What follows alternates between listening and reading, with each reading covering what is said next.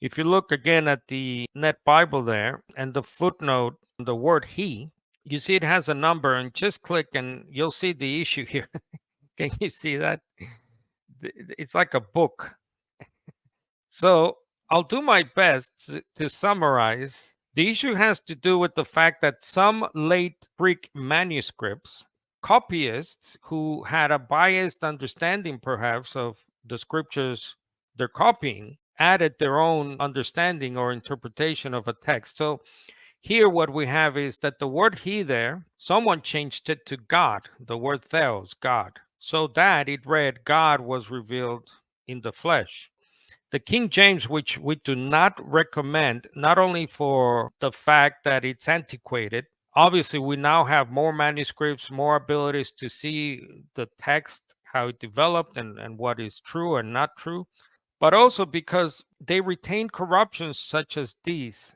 Not sure if others do. God's word translation is pretty bad. You see there, God is acknowledged to be great. He appeared in his human nature. I mean, that is just clearly biased. So I think before you go into the weeds, my suggestion would simply be if someone believes Jesus is God, and by the word is, I mean an equal sign, not is as in like. So ask the following questions. Do you think God was vindicated, made right by the Spirit? Was God seen by angels? Was God taken up in glory?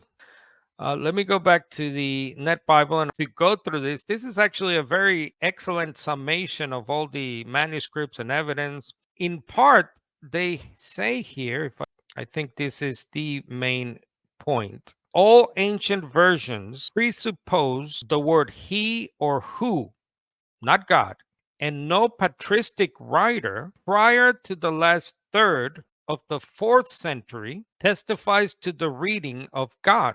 Thus, the cries of certain groups that God has to be the original reading must be seen as special pleading in this case.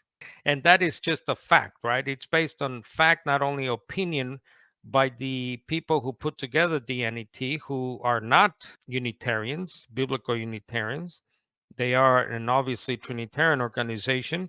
I believe one of the peoples behind it is Dr. Daniel Wallace, the premier textual scholar of this generation.